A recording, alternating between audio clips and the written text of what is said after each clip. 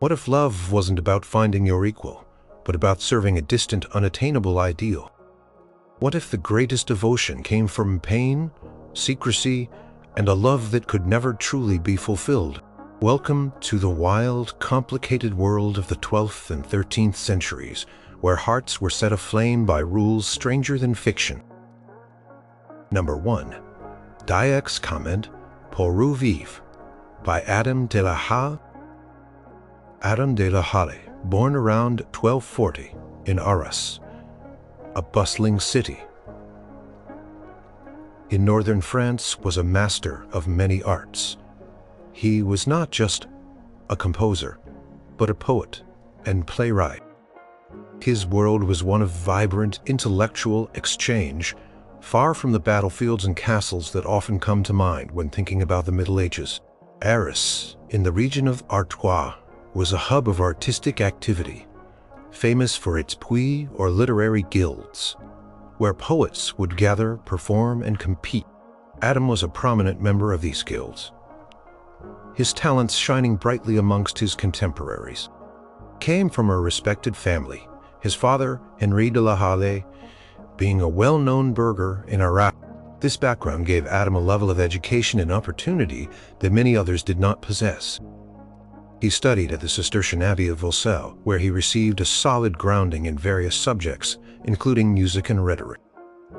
His early life was shaped by learning, by the rich cultural environment of Arras, and by a deep engagement with the poetic traditions of his time. He was in many ways a bridge between the earlier troubadour tradition of the South and the developing forms of the North, known as the quitrés.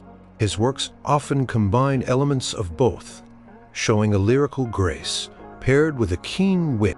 Later in his life, Adam served Robert II, Count of Artois, and even accompanied him to Naples, where he died around 1287 or 1288.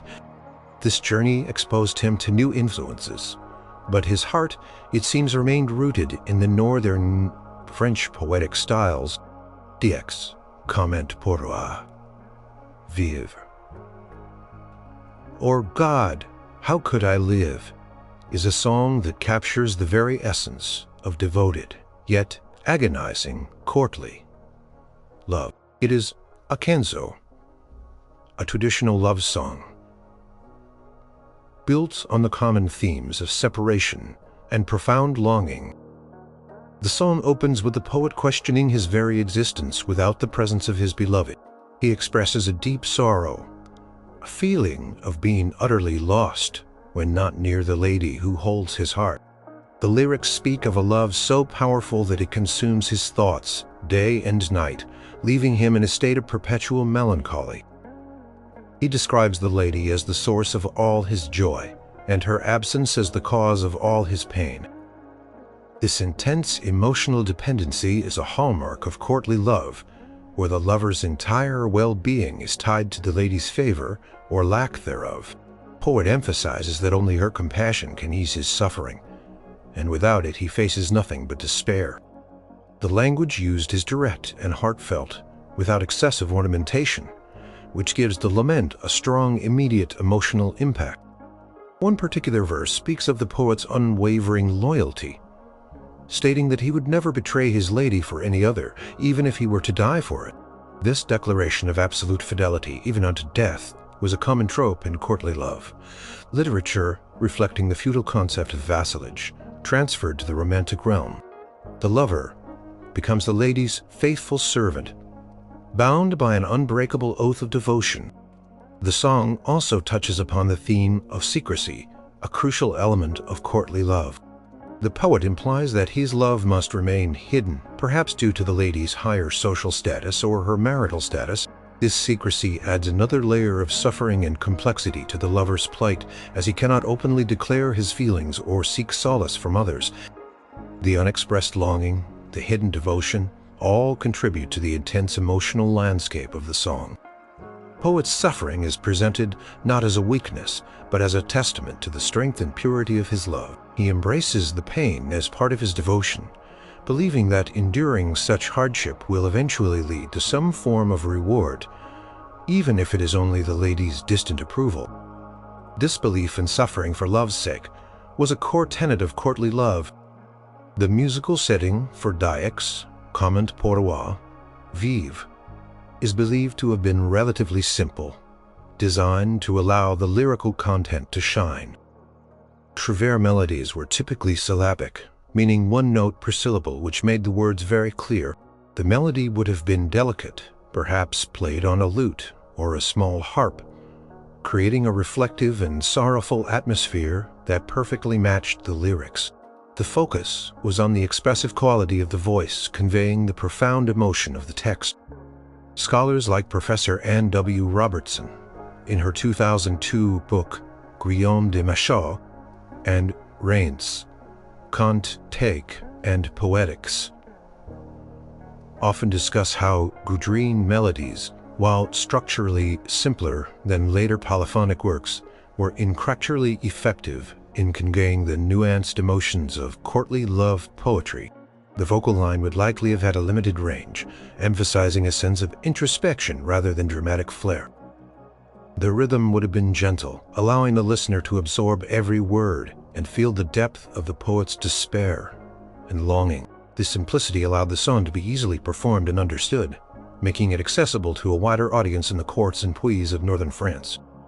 Adam de la Halle's ability to craft such a poignant and enduring expression of courtly love solidified his reputation as one of the great masters of his time, his influence extending far beyond his own lifetime, shaping the poetic and musical sensibilities of generations to come.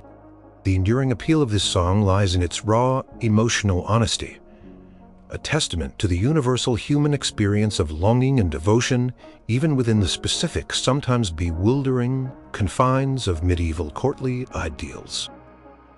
Number 2. Ausi, conme, unicorne, suis, by Thibaut de Champagne. Thibaut de Champagne, born in 1201, was no ordinary poet. He was a count, a king of Navarre, and a significant figure in French politics during the 13th century. His life was a blend of warfare, diplomacy, and intense artistic creation. He inherited the county of Champagne, a rich and powerful region in northeastern France at a young age, placing him at the heart of royal politics. His mother, Blanche of Navarre, acted as regent for many years, training him in the intricacies of court life and governance. Thibaut was also nephew to two French kings, Philip II and Louis VIII, which placed him directly in the lineage of power. Despite his royal duties and military campaigns, including participating in the Albigensian Crusade and leading a crusade to the Holy Land in 1239, Thibaut dedicated himself passionately to poetry and music. He became one of the most prolific and celebrated of the Clercs, the northern French counterparts to the Occitan troubadours. His court at Troyes, the capital of Champagne, became a renowned center for culture and learning, attracting poets, musicians, and artists from across Europe. He was a patron of the arts, but also a skilled practitioner himself, composing many songs that explored the themes of courtly love, chivalry, and religious devotion. His poetry reflects his dual role as a noble ruler and a sensitive artist, often weaving together the language of feudal service with the language of romantic longing. He was known for his elegant style and the melodic beauty of his compositions. He died in 1253 in Pamplona, leaving behind a legacy not only of political achievement, but also of enduring artistic brilliance. Ausi, conme, unicorne, suis, or As I Am, a Unicorne, stands as one of Thibaut de Champagne's most famous and intriguing compositions. This canzo uses the mythical unicorn as a central metaphor for the lover's predicament. In medieval bestiaries, the unicorn was a symbol of purity and grace, but it could only be captured by a virgin maiden. The song begins with the poet describing himself as a unicorn drawn irresistibly to a maiden. This maiden, in the context of courtly love, represents the idealized lady, pure and unattainable. The poet describes how the unicorn is so mesmerized by the maiden's beauty and purity that it lays its head in her lap, becoming vulnerable and easily captured. This vulnerability is transferred to the lover, who is utterly ensnared by the lady's charm and virtue. The metaphor highlights the absolute power the lady holds over the lover, who willingly submits to her influence, even if it leads to his undoing. The unicorn's capture symbolizes the lover's complete surrender to his love, a surrender that brings both immense joy and profound suffering. The song suggests that this surrender is not a weakness, but a noble act, an expression of the depth and sincerity of his devotion. The song delves into the paradox of courtly love. The source of great joy is also the source of great pain. Poet, like the unicorn, is trapped by his own desire, unable to escape the magnetic pull of his beloved. He acknowledges that this love might lead to his death, yet he cannot help but follow its path. This theme of love as a consuming, potentially fatal force is a recurring motif in courtly love poetry, emphasizing the intensity and often the tragic nature of such devotion. Poet expresses a sense of helplessness, completely at the mercy of the lady's will. Her favor is life, her displeasure is death. This extreme dependency highlights the power dynamic inherent in courtly love, where the lady is elevated to an almost divine status, while the lover remains her humble servant. The lyrics also hint at the secretive nature of this love, as the unicorn metaphor implies a solitary, unique devotion, one that might not be openly declared or understood by others. The purity of the unicorn also suggests the idealized spiritual nature of the love, rather than a purely physical one. This emphasis on spiritual elevation through love was a key aspect of courtly love, distinguishing it from more common forms of affection. Musically, Ausi, conme, unicorne, sui is known for its graceful and elegant melody. The structure of Catherine's songs often emphasized clarity and a gentle flow, allowing the intricate metaphors and emotional subtleties of the lyrics to resonate fully. The melody is believed to have been carefully crafted to evoke a sense of tender longing and a touch of melancholy. According to Dr. Elizabeth Aubry in her 1996 scholarly work, The Music of the Troubadours, Thibaut de Champagne's melodies are often characterized by their smooth contours and syllabic text setting, making them accessible and memorable. The melodic line for Ausi conme unicorne sui would have been performed with a lyrical quality, perhaps with a soft accompaniment on a medieval harp or a viol, a stringed instrument similar to a fiddle. The repetition of melodic phrases would have served to emphasize the key ideas and emotional states, creating a sense of wistful meditation. The delicate nature of the music perfectly complements the purity and fragility of the unicorn imagery, drawing the listener into the world of the enchanted yet perilous love. Thibaut de Champagne's ability to combine such a compelling narrative with a beautiful melody makes this song a timeless example of courtly love, illustrating the depth of emotion and the clever use of symbolism that carried tradition. Number 3.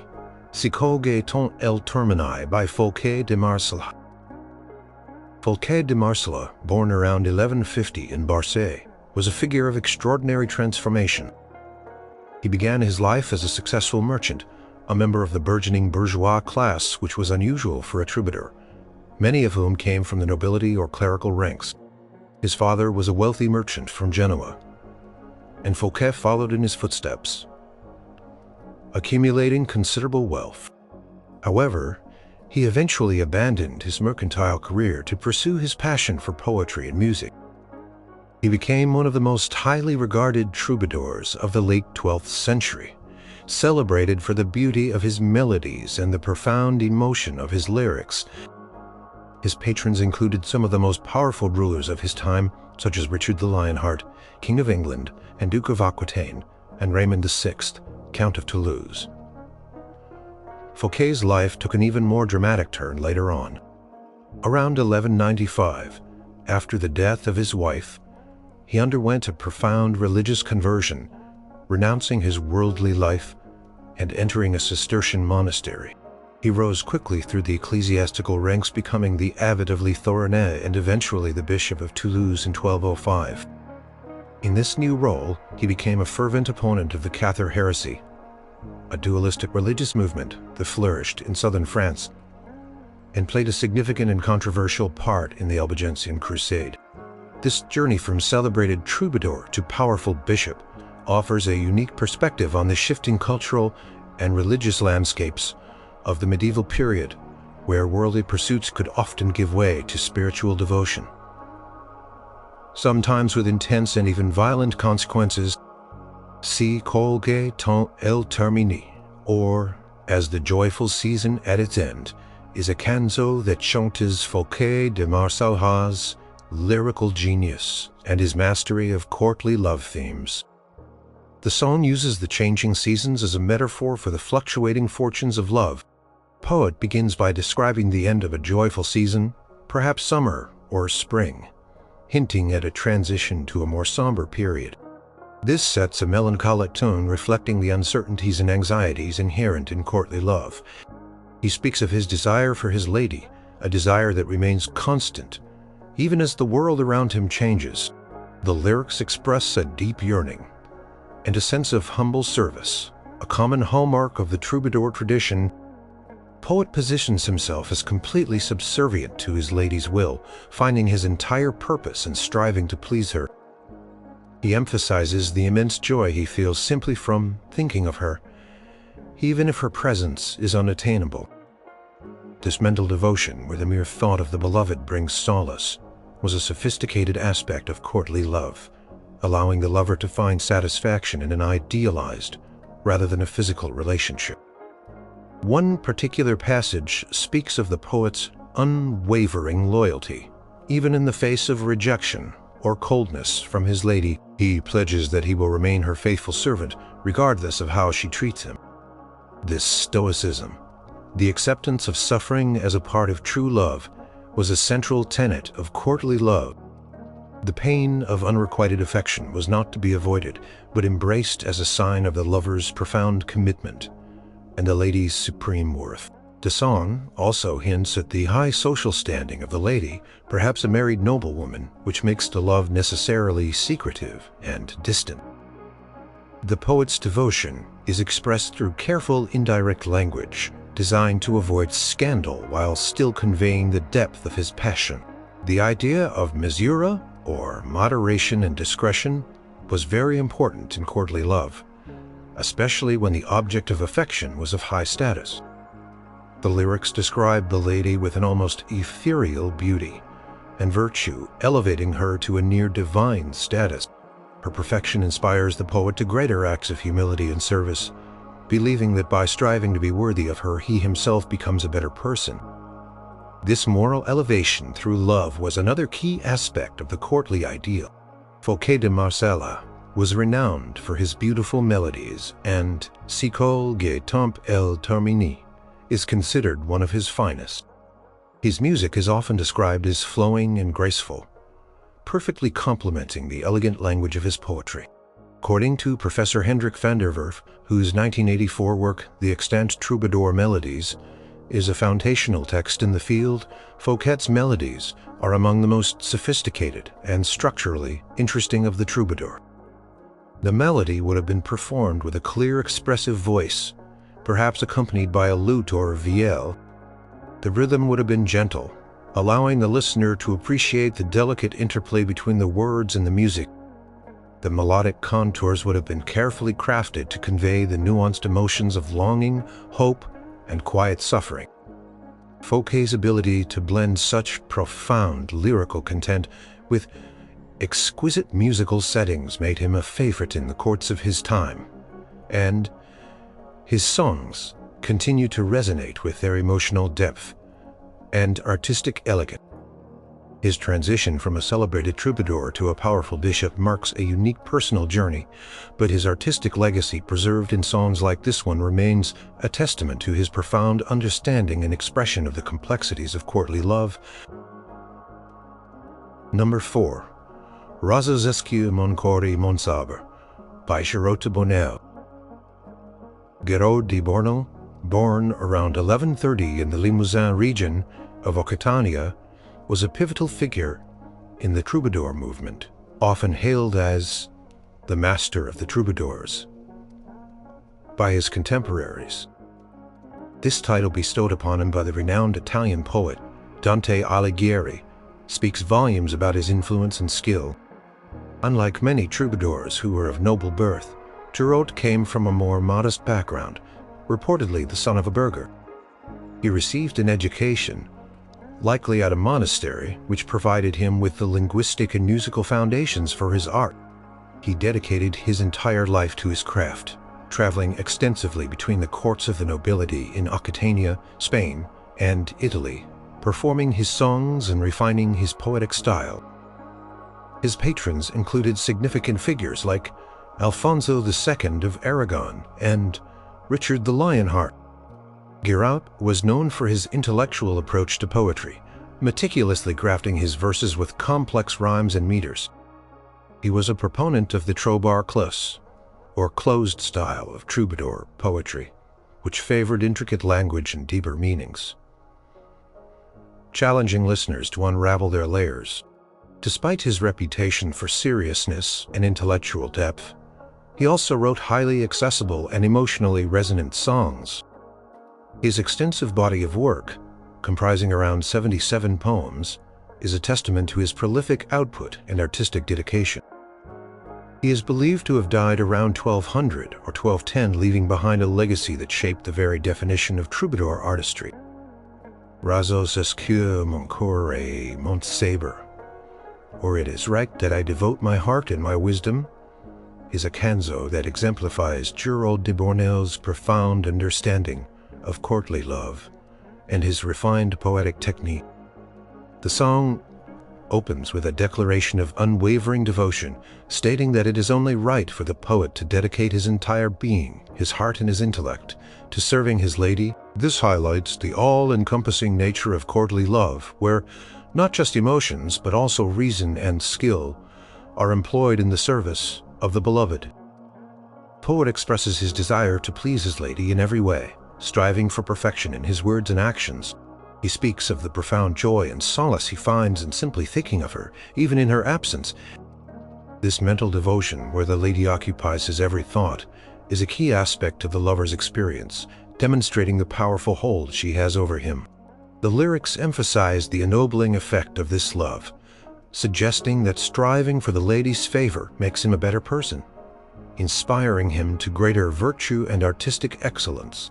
The song delves into the suffering inherent in this form of love.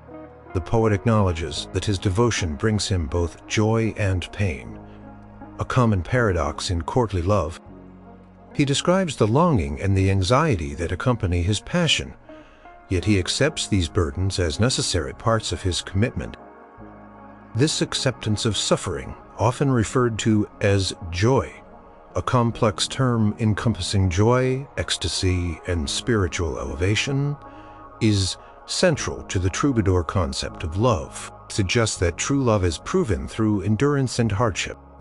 The poem also touches upon the secrecy surrounding the love, which was often a necessity.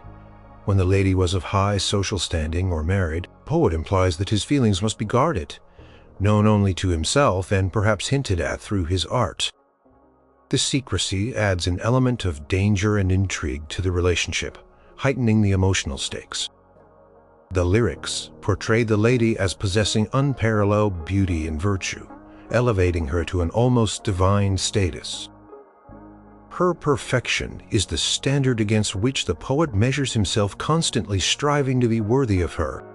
This idealization of the lady was a fundamental aspect of courtly love, making her the ultimate source of inspiration and the object of the lover's utmost veneration. Giraud de Bornel's musical compositions are known for their elegance and their careful alignment with the poetic meter. While many of his melodies have been lost, the surviving ones show a sophistication that matches his lyrical complexity. According to Dr. Elizabeth Saville in her 2008 study, The Melodies of the Troubadours, Giraud's music, when preserved, often demonstrates a clear melodic contour that enhances the expressiveness of the text. The performance of Razos escue mon cœur et mon sabre would have involved a clear, resonant vocal delivery, accompanied by instruments like the vielle or lute, creating a dignified and contemplative atmosphere. The melody would have been designed to allow the listener to absorb the intricate philosophical and emotional layers of the poem, reflecting Giraud's reputation as a thoughtful and masterful artist. The measured pace and careful phrasing of the music would have underscored the poet's sincere dedication and his intellectual engagement with the ideals of courtly love. Giraud de Bornel's enduring influence, recognized even by later literary giants like Dante, demonstrates his profound impact on the development of European lyric poetry, showing his ability to combine intellectual rigor with deep emotional resonance in his portrayal of love. Number 5. Pastornets, Son al cor de la Maya, by Pierre Vidal. Pierre Vidal, born around 1175 in Toulouse, was one of the most colorful and monodic troubadours of his era. His life was a whirlwind of adventures, eccentricities, and passionate artistic creation. Unlike many of his noble counterparts, Pierre came from a relatively humble background. His father was a furrier. However, his extraordinary talent for poetry and singing quickly gained him access to the highest courts of Aquitania, Provence, Italy, and even Hungary. He was known for his flamboyant personality, his theatrical performances, and his readiness to engage in bizarre antics. Legends surrounding him abound, such as the story of him dressing as a wolf to impress a lady named Loba, or his habit of making grand, exaggerated declarations of love and loyalty. These stories, though perhaps embellished, point to a man who lived his art with a fervent intensity, blurring the lines between performance and reality. Despite his eccentricities, Pierre Vidal was a highly skilled poet, known for his beautiful melodies and his powerful, often emotional, lyrics. He excelled in the troubadouric or rich style, characterized by its elaborate language, complex rhymes, and musicality. His patrons included some of the most influential figures of his time, such as Barreal of Les Baux, Raymond V and Raymond VI of Toulouse, and Boniface I, Marquis of Montferrat. His travels exposed him to diverse cultures and influences, which he often wove into his poetry. He is believed to have died around 1205 or 1210, leaving behind a rich body of work that captures the spirit of the troubadour age with unparalleled vigor and individuality. Pastornats, Son al cor de la Maya, or Since I Have Returned to the Heart of May, is a canzo that beautifully illustrates Pierre Vidal's poetic artistry and his characteristic blend of exuberant joy and underlying melancholy. The song opens with an evocation of springtime, a common setting for courtly love poems, symbolizing renewal, beauty, and the flourishing of life. The poet expresses his joy at the return of May, a season that invigorates his spirit and rekindles his passionate devotion to his lady. He describes the natural world bursting with life, mirroring the intense feelings within his own heart. This connection between nature's beauty and the lover's emotional state was a popular motif, drawing a parallel between the harmonious order of the natural world and the ideal order of love. The lyrics convey a sense of profound happiness, derived solely from the contemplation of his lady's virtues.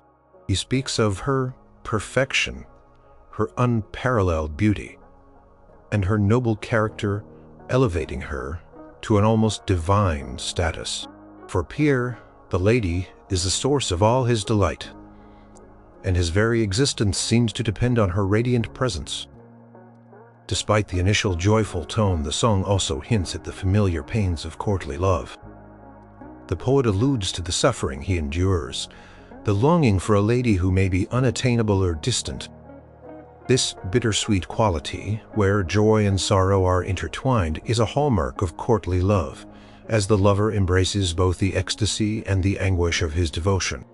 He acknowledges the secrecy that often surrounds such love, implying that his feelings must remain hidden from a jealous or uncomprehending world. This secrecy adds a layer of vulnerability and intensity to his passion. The song emphasizes the theme of unwavering fidelity, with the poet declaring that he will remain loyal to his lady above all others, no matter the trials he faces. His devotion is absolute, a testament to the strength and purity of his love. This absolute commitment, even when unrequited or unacknowledged, was a central pillar of the courtly ideal, where the lover's steadfastness was his most valuable offering. The lyrics also contain the characteristic boasts and self-aggrandizing statements for which Pierre Vidal was known, subtly weaving his own image as the perfect lover into the fabric of the poem. Pierre Vidal was especially celebrated for his musical compositions, and Pas Tornats, Son au cœur de la Maya, is considered one of his most melodically rich pieces. His melodies are often described as elegant and finely crafted, perfectly complementing his sophisticated lyrics.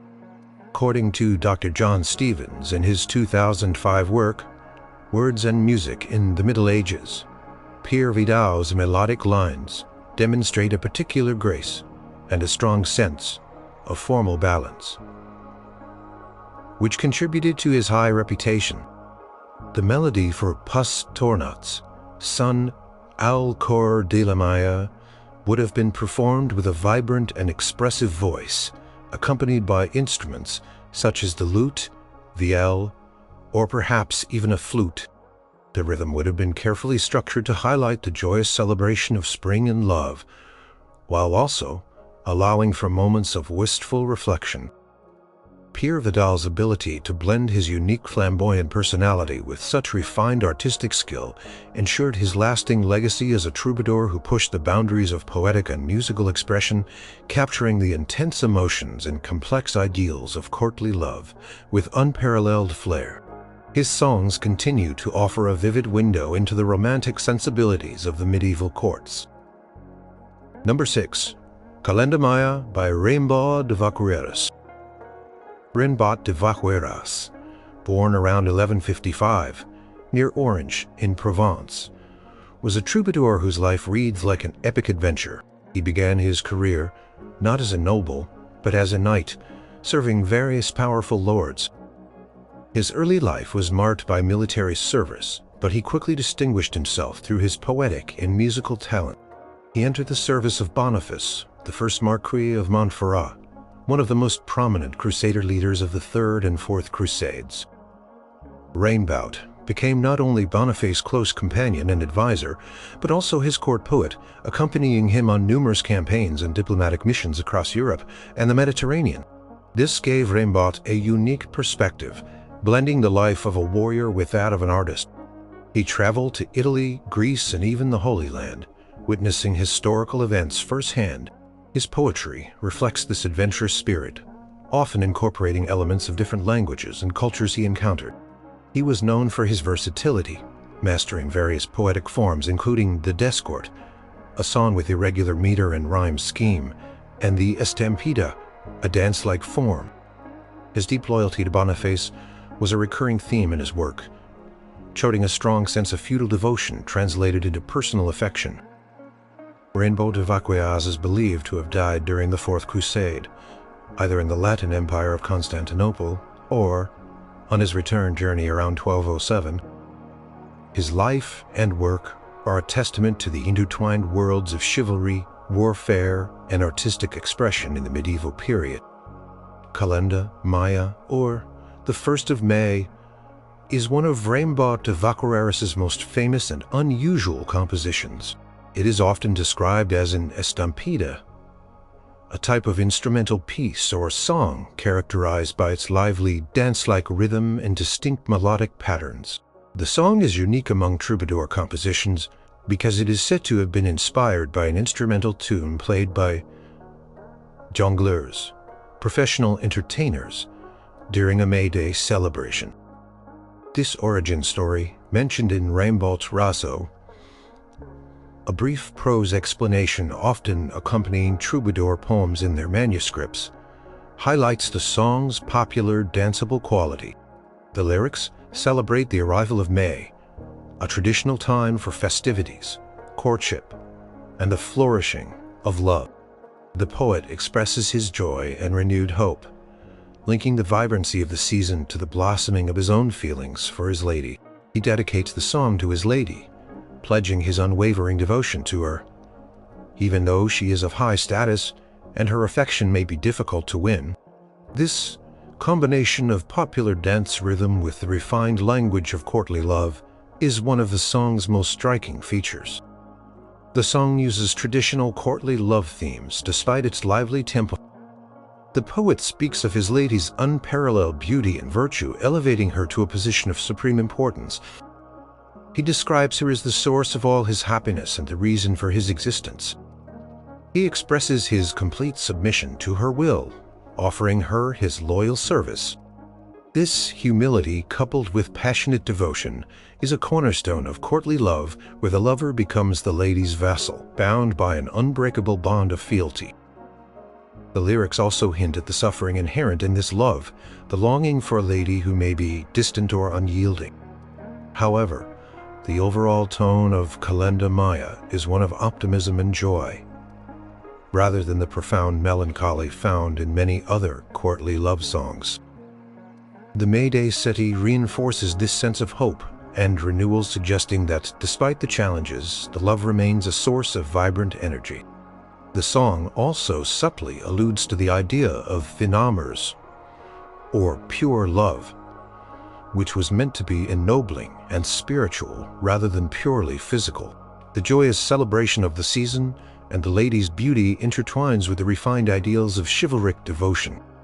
Musically, Kalenda Maya is one of the few troubadour melodies whose liveliness and rhythmic vitality are immediately apparent. Its dance-like quality suggests it would have been performed with energy, perhaps even accompanied by actual dancing in the court. The melody is catchy and memorable, with clear, repetitive phrases that make it easy to follow. According to Dr. Christopher Page, in his 1990 Instruments in the Middle Ages, the estampida form often implied a strong rhythmic pulse suitable for dancing, making Kalenda Maya a rare example of a truly upbeat courtly love song. The instrumentation would likely have included instruments like the viol, a medieval fiddle, lute, and perhaps even early wind instruments like the flute, a bec, recorder. Adding to its festive atmosphere, the rhythmic precision and melodic charm of Kalenda Maya set it apart from many other troubadour pieces, treating Raimbaut de Vacquieres's versatility and his ability to infuse courtly love themes with a joyous popular appeal. It stands as a vibrant testament to the diverse forms and expressions of love in the medieval courts, demonstrating that even in the context of distant admiration, moments of pure, unadulterated joy could be celebrated. Number 7. A chanter mère de so que non voria, by Comtesse de Dia. Beatrice de Dia, known as the Comtesse de Dia, is the most famous and arguably the only female troubadour, or troubadouress, whose music has survived. Born in the mid-12th century, likely in the Drôme region of Occitania, she was a noble woman married to Count Guillaume de Poitiers. Her exact dates of birth and death are unknown, but she was active in the late 12th century. The biographical notes or vidas that accompany troubadour poems often mention her love for Raimbaut de Vacquieres, though the reliability of these vidas is sometimes debated. Regardless of her specific romantic entanglements, her poetry clearly reflects the experiences of a woman navigating the complexities of courtly love. Unlike her male counterparts, who typically addressed an idealized, often married, Lady the Troubadours wrote from the perspective of the woman, expressing their own desires, frustrations, and claims of fidelity. This unique viewpoint offers an invaluable insight into how courtly love was perceived and experienced by women in the medieval period. The Comtesse de Dia's work challenges the traditional power dynamics of courtly love, where the woman is usually the passive recipient of the lover's devotion. Her poetry is direct, passionate, and sometimes critical, asserting the woman's agency and emotional depth. She is a crucial figure not only in the history of courtly love, but also in the broader history of women's voices in literature and music. Chanteur mère de ce que non voudrais, or I must sing of what I would not wish, is the Comtesse de Diex' most celebrated work, and it is the only trouvère song for which the melody has been preserved. This canzo is a powerful expression of unrequited love and deep frustration told from the perspective of a noble lady. The opening line immediately sets a tone of reluctance and resignation, suggesting that the act of singing about her sorrow is a difficult but necessary catharsis. She laments her lover's infidelity or indifference, expressing her profound disappointment that he has betrayed her trust and ceased to love her. This is a significant departure from many male troubadour songs where the focus is on the lover suffering for the lady, not from the lady's perceived wrongdoings. Comtesse directly confronts her lover, questioning his change of heart and reminding him of her unwavering devotion and high status. She declares her own virtue and beauty, asserting her worth and implicitly challenging his decision to abandon her. This direct address and assertion of self-worth are remarkable, demonstrating a strength and agency often absent in medieval female characters. In literature, the song details the Comtesse's deep love and commitment to her unfaithful lover. She emphasizes her past generosity and kindness towards him, highlighting the imbalance in their relationship. She believes that her love is pure and genuine, contrasting it with his perceived fickleness. She states that she has always given herself fully to him, holding nothing back, and that his betrayal is therefore all the more painful. This candid expression of emotional vulnerability, combined with an underlying sense of righteous indignation, makes the song incredibly poignant. She longs for his return, expressing a desire for reconciliation. Yet she also conveys a sense of despair that her wishes may never be fulfilled. The poem subtly hints at the societal constraints placed upon women of her rank, where open declarations of love or anger might be viewed unfavorably. However, through her art, she finds a voice to express her personal anguish and to reclaim some measure of control over her emotional narrative. The song is a testament to her courage and her ability to articulate the complexities of a woman's heart within the strictures of medieval courtly society. The melody of A Chanteur mère de ce que non voudrais is exceptionally beautiful and expressive.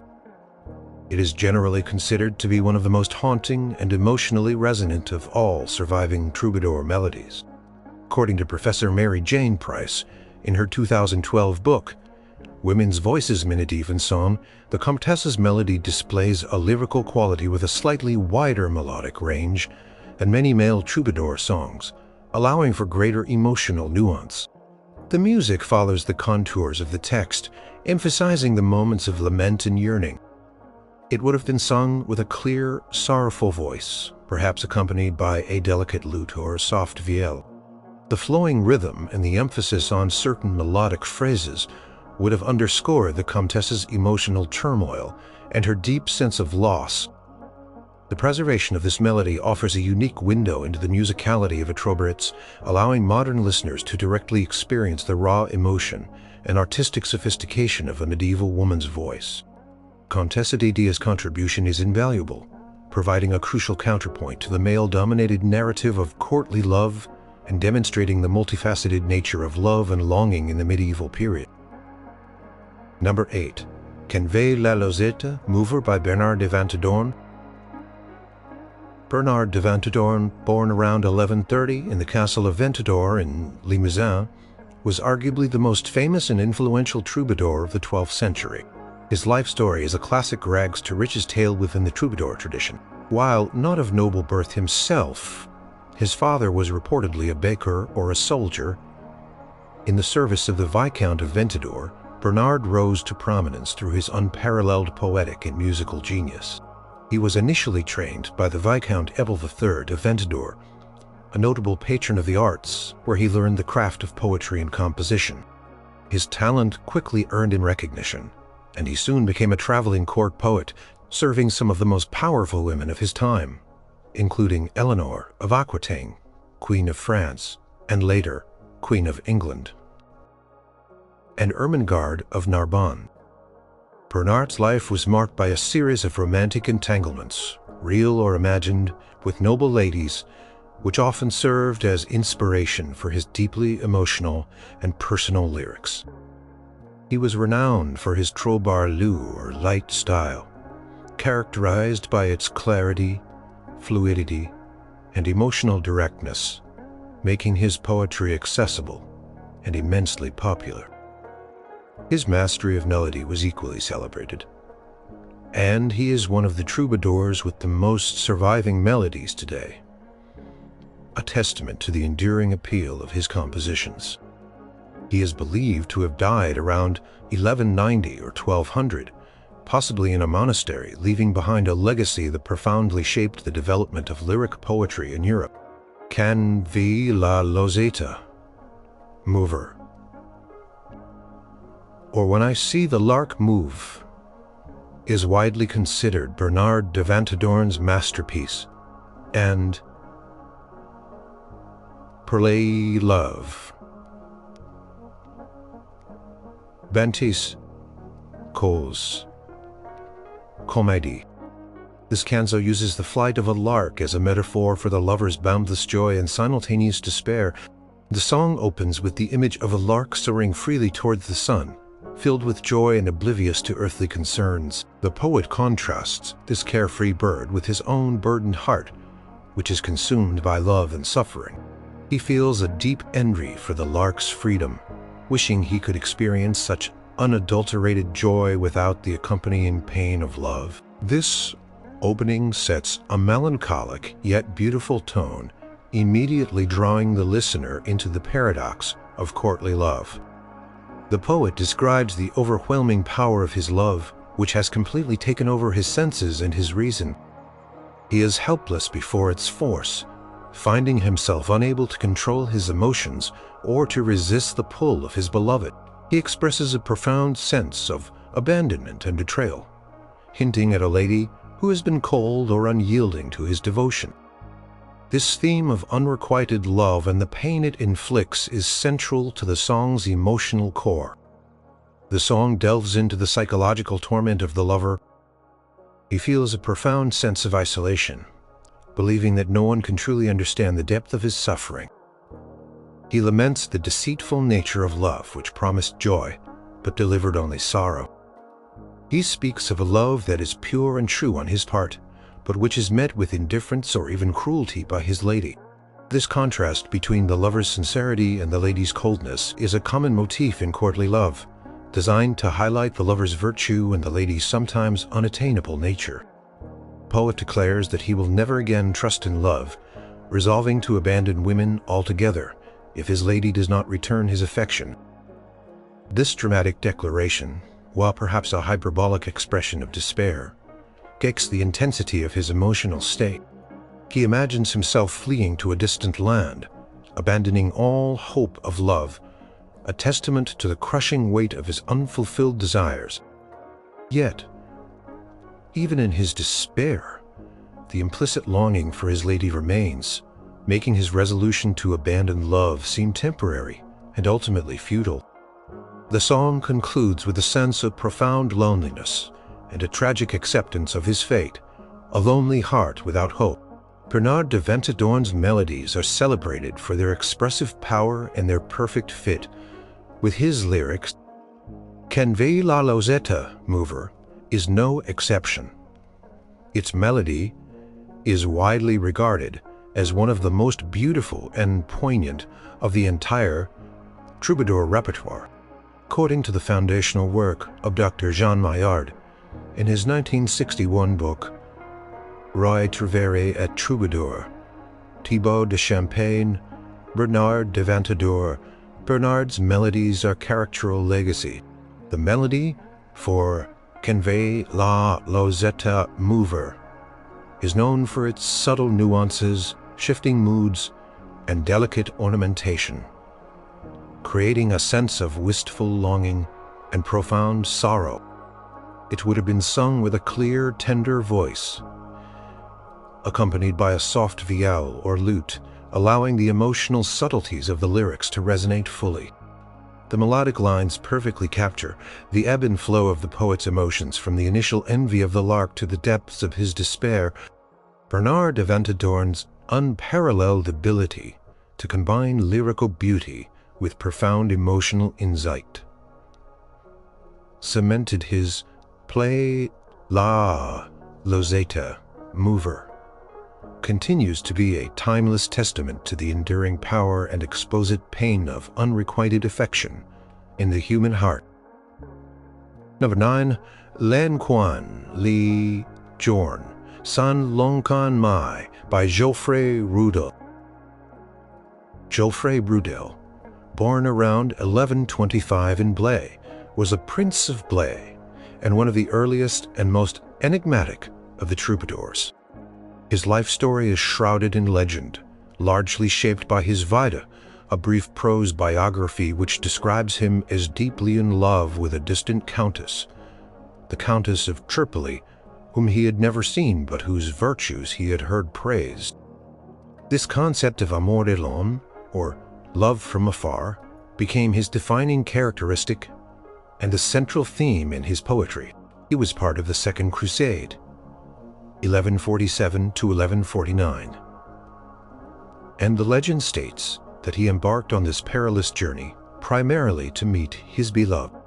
According to the Vida, he fell ill on the voyage and was brought ashore to the Countess's castle, where he died in her arms after she came to him. While the historical accuracy of this dramatic tale is debated by scholars, it vividly illustrates the extremes to which courtly love could inspire devotion. Rudel's poetry is characterized by its lyrical beauty, profound longing, and often a melancholic tone. He expresses a spiritualized form of love, one that transcends physical presence and thrives on an idealized, often unattainable object. He is considered one of the founders of the troubadour close, or closed style of troubadour poetry, known for its intricate symbolism and deeper meanings, though his directness of emotion also aligns with the troubadour at times. His limited surviving works, only 7 poems and 4 melodies, have nevertheless had an immense impact on the literary and romantic imagination. He is believed to have died around 1147 to 1148 during the Crusade, solidifying his tragic yet iconic image as the lover who died for a distant ideal. Lan Quan Li Jorn San Longkan Mai, or When the Days Are Long in May, is Geoffrey Rudel's most famous poem and the quintessential example of his amour de loin. The song opens with the familiar setting of May, when days are long and nature is in full bloom, a time that typically inspires joy and love.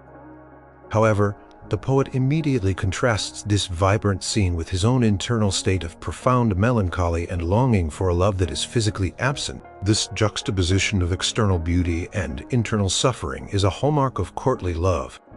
He speaks of a love from afar, a distant desire for a lady he has never met, but whose reputation for excellence has captured his heart. This idealization of an unknown woman, based solely on rumor and reputation, is central to the concept of amour de loin. The poet emphasizes that this love is so pure and strong that it surpasses all other joys and desires. He expresses a deep spiritual connection to this distant lady, believing that their souls are intertwined even across vast geographical distances. His love is not about physical possession, but about a profound admiration for her virtue and beauty, a love that elevates his spirit. The song delves into the paradox of this distant love. It brings both immense joy and unbearable suffering. The poet finds solace in simply thinking of his lady, yet her absence causes him profound pain. He speaks of his desire to see her, to be near her, but acknowledges the immense obstacles that prevent their union. This yearning, perpetually unfulfilled, becomes a source of both inspiration and agony. He expresses a willingness to endure any hardship, any journey, any danger simply for the chance to be near her, or even just to catch a glimpse of her. This unwavering commitment, despite the lack of hope for fulfillment, is a powerful testament to the intensity of his devotion. The lyrics also convey a sense of destiny or fate, as if this distant love was preordained and he is merely following its path. He feels that this love is unique, unlike any other, and that it transcends the ordinary boundaries of human relationships. This spiritualized, almost mystical aspect of his love is what makes Rudel's poetry so distinctive and enduring. His commitment to this unseen lady becomes a pilgrimage, a sacred quest that defines his very existence. Joffre Rudel's melodies are known for their profound beauty and their ability to convey a sense of wistful longing. Lanquan li Jorn San Lanconmai is no exception. Its melody is simple yet deeply moving, often discloses its spiritual and contemplative nature. According to the analyses of Dr. Sam Barrett in his 2017 book, The Melodic Tradition of the Songs of Joffre Rudel, Rudel's melodies are characterized by their restrained elegance, often featuring a relatively narrow range, but with subtle melodic inflections that convey deep emotion. The performance of Lanquan li Jorn San Lanconmai would have involved a clear, resonant vocal delivery, perhaps unaccompanied, or with very sparse instrumentation, allowing the listener to fully absorb the melancholic beauty of the words and music. The slow, reflective pace of the melody perfectly mirrors the poet's internal state of longing and spiritual devotion. Joffre Rudel's exploration of Amour de l'homme and his unique artistic voice have cemented his place as one of the most original and enduring figures in the troubadour tradition, leaving a lasting impact on subsequent generations of poets and romantics. Number 10. Habla del Cor del Tan, novel by Guillaume IX of Aquitaine. Guillaume IX, Duke of Aquitaine and Count of Poitou, born in 1071, holds a unique and foundational place in the history of European literature. He is widely considered the very first troubadour, a formidable warrior, a powerful feudal lord, and a sometimes scandalous figure. Guillaume was a true product of his time, embodying the complexities of the early medieval nobility. He was a grandson of Emperor Henry III, making him one of the most powerful and wealthy rulers in France. His life was a whirlwind of political intrigue, military campaigns including participating in the Crusade of 1101, and a notorious personal life. He was excommunicated twice by the Church for his controversial actions and his satirical writings. Despite his wild reputation, Guillaume was a highly educated and intelligent man, fluent in Latin and a patron of learning. He oversaw a vibrant court in Poitiers, which became an early center for artistic innovation. His poetry, composed in the Occitan language, broke new ground by focusing on personal emotions, often satirizing conventional morality, but also exploring themes of desire, love, and longing in ways that laid the groundwork for the entire courtly love tradition. His surviving work consists of only 11 poems, but their originality, wit, and emotional depth reveal a pioneering spirit. He is believed to have died in 1126, leaving behind a legacy that transformed the very concept of lyrical expression and set the stage for centuries of European love poetry. Habla del Cor del Tamp's novel, or With the Sweetness of the New Season, is one of Guillaume IX's most intriguing and debated poems. While some of his works are overtly crude and humorous, this particular canzo is often seen as a foundational text for courtly love, founding the early stirrings of its characteristic themes. The song begins with the classic troubadour opening, celebrating the arrival of spring and its invigorating effect on the natural world and the human heart. The poet speaks of the freshness of the season, when birds sing and flowers bloom, creating an atmosphere of renewal and joy. This connection between nature's beauty and the flourishing of love became a standard motif in later, courtly love poetry, establishing a symbolic link between the harmonious natural order and the ideal. The song expresses a desire for a love that is difficult to attain, hinting at the challenges and complexities of pursuing a noble lady. He speaks of a longing for a specific woman whose identity remains veiled, but whose presence inspires his entire being. This veiled object of affection, a mysterious and idealized figure, is a precursor to the distant and unattainable ladies of later courtly love. The poem also touches upon themes of suffering and patience in love. The poet acknowledges that true love requires perseverance and the willingness to endure hardship. He hints at the pain of separation and the anxiety of waiting for a lady's favor. This acceptance of suffering, though perhaps less pronounced than in later troubadours, foreshadows the central role of misura, moderation, and proeza, worthiness, in the courtly ideal. The lyrics suggest that love is a daddy force, capable of inspiring the lover to higher virtues and to better oneself. By striving for the lady's affection, the lover becomes more noble and more refined. This ennobling effect of love was a key element of the nascent, courtly love philosophy, while Gilham's other poems sometimes display a more overtly sensual or satirical approach to love.